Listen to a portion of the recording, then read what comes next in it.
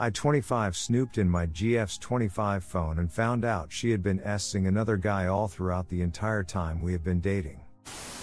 Full disclosure, I am aware snooping is bad and I'm in the wrong. I usually never do this, and I definitely wouldn't want it done to me. That being said, I did it and now I need some advice. Some context.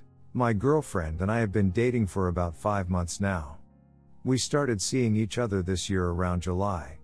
We were very casual at the start, but things slowly progressed and we've been in a relatively serious relationship since the end of September. As it stands right now, we are officially together, and have been discussing future plans in a serious way for around a month now.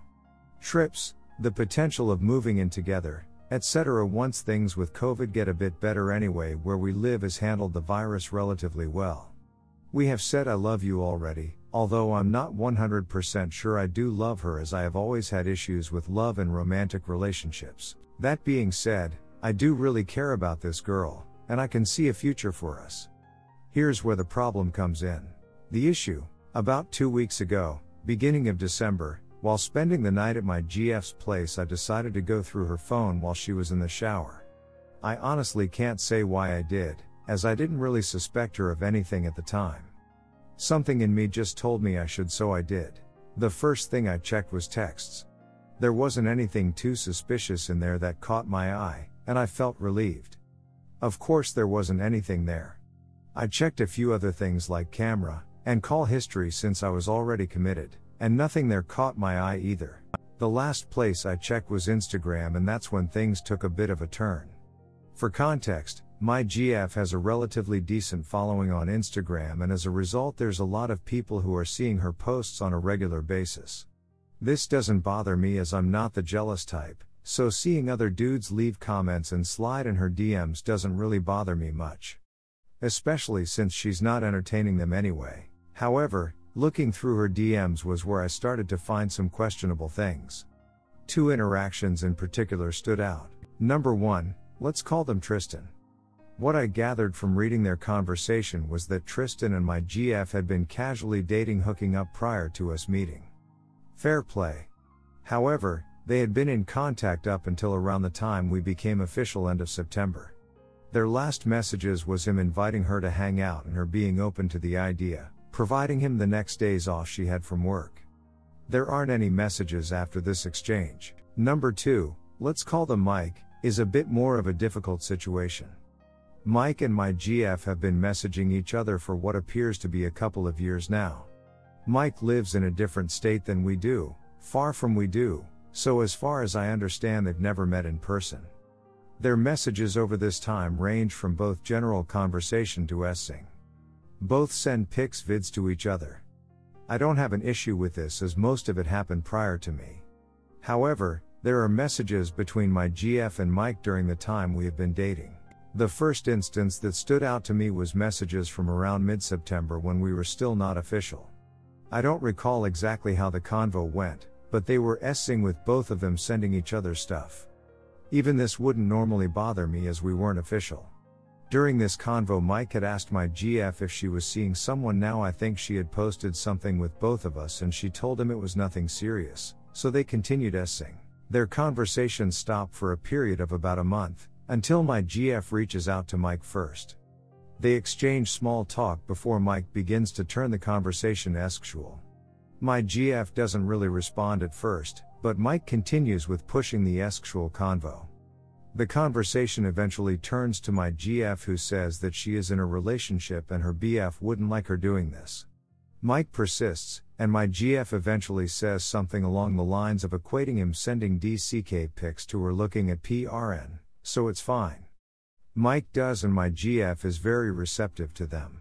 Where it stands now, following reading these messages, I was pretty hurt, not going to lie. I knew part of it was my fault for snooping, but then another part of me felt that I was vindicated since there was something to be found. I pushed what I saw to the back of my mind and spent the rest of the night with my GF. The next day I casually raised the idea of what is considered cheating in a relationship, steering it toward what I knew. Eventually I told my GF that I considered s-ing to be cheating to see what her reaction was, and there wasn't really one other than her accepting my opinion. The conversation continued for a bit before we moved on to something else, and that was the only time we've even slightly discussed it.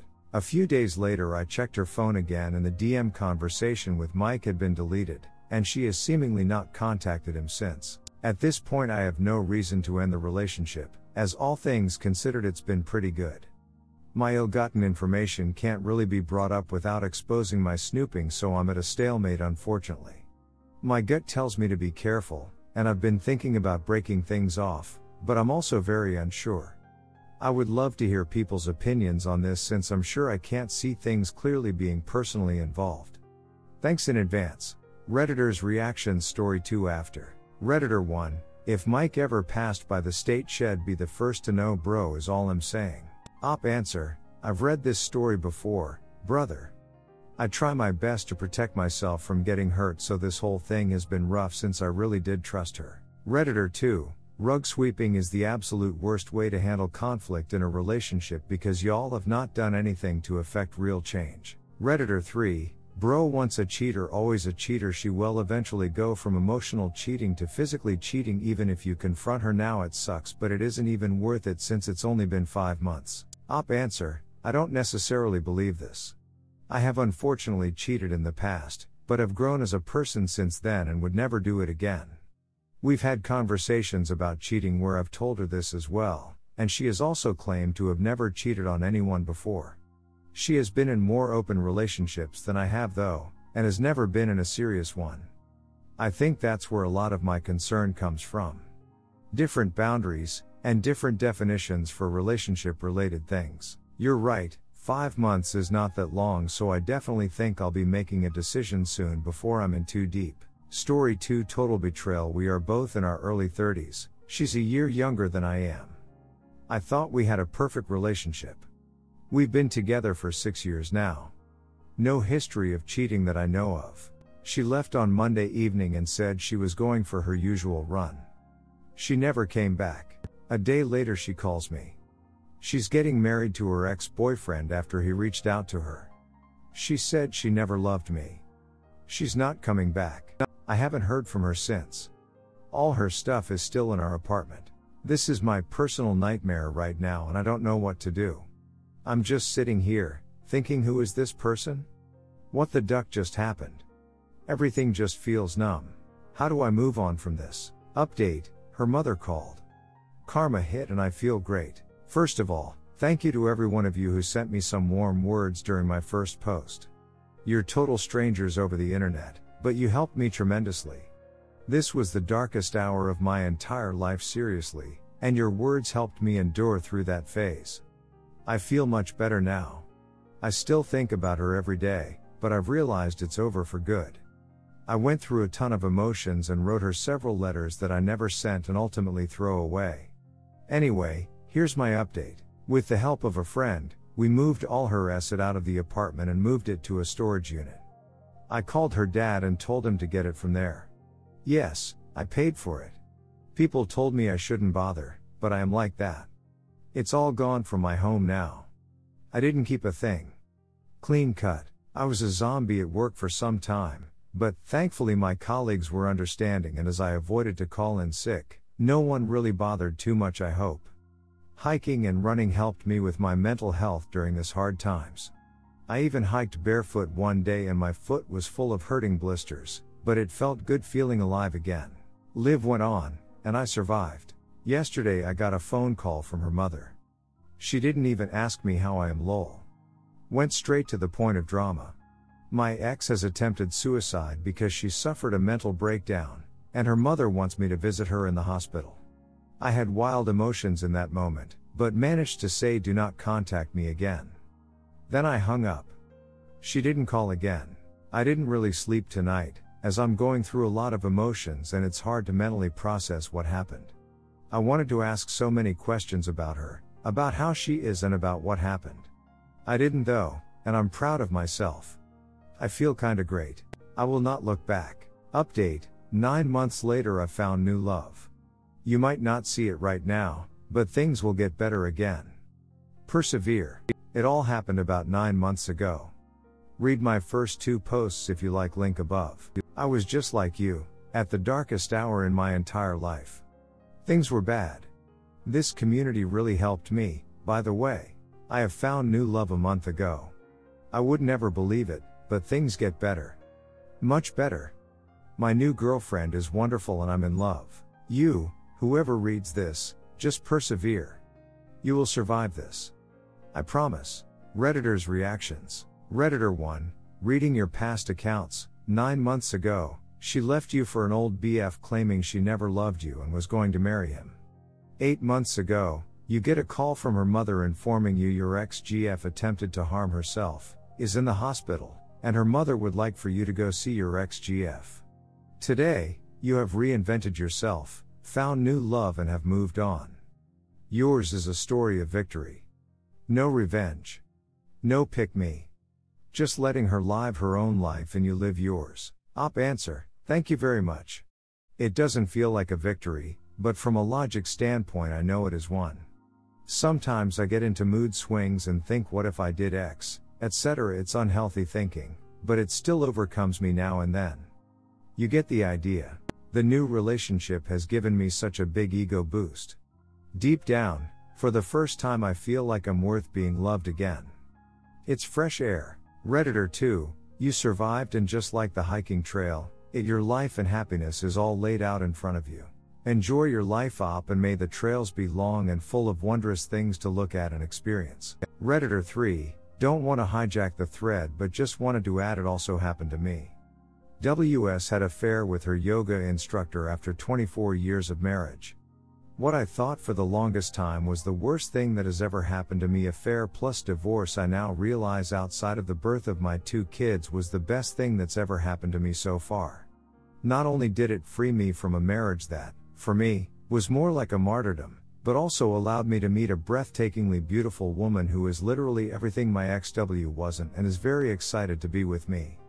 Sometimes you don't really know how poorly your WS was treating you until someone comes along and treats you the way you deserve to be treated and you reciprocate.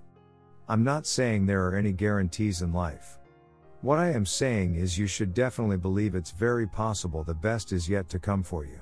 Redditor follow up, thank you for sharing, hoping so much the last sentence is true for me as well.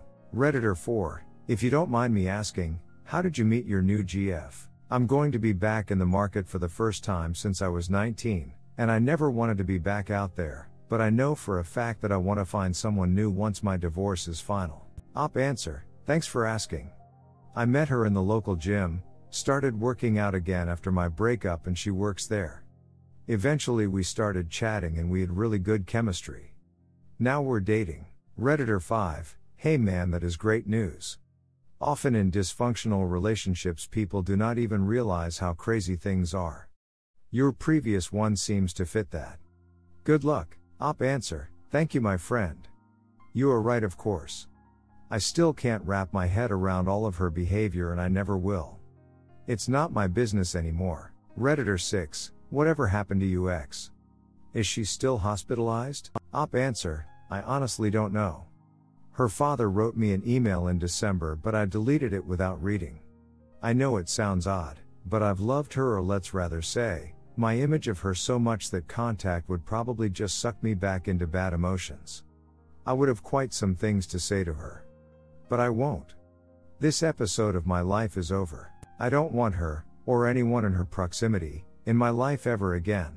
Redditor 7, not raining on Ops Parade but it's been almost 4 years here and dating sucks. The expectations of men W regard to S time is pretty gross but that's okay BC I don't give a FCK. I'm kicking ass and taking names and living my best life without a significant other. My time W my daughter is great, my time alone is great. My runs and workouts and V-ball are for me. My dancing is for me. My ex's voice keeps fading. The beachy comments and looks from my perfect happy neighbors are less and less annoying. I hope we all find our person, but if you're like me and that seems less and less likely, that's okay. Live a life other people don't understand. Do you? Duck outside validation. It is amazing. Redditor follow up, bravo. I'm right there with you. I'm not quite narcissistic as this fellow I'm about to quote. Actually I have very little narcissism in me, But this line from Terrell Owens will do nicely. I love me some me. An epiphany just came to me as I finished that last sentence. Perhaps it's people like me that are truly comfortable with themselves and who they are that do not require the company of others to use as an audience to affirm that they are loved or special or are significant. Could be some truth to that.